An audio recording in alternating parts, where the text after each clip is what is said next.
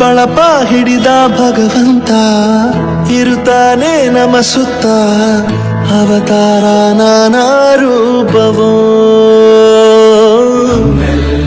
ಹಣೆ ಬರಹ ತಿದ್ದಿ ಬರೆಯಲು ಕತ್ತಲೆಯಿಂದ ಬಂತ ನಮ್ಮ ಕೈಯ ಹಿಡಿಯುತ್ತ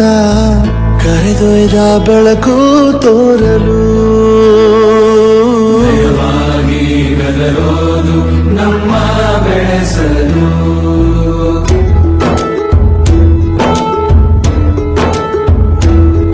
ಭಾಷೆ ಅಮೃತ ಕುಡಿಸೋ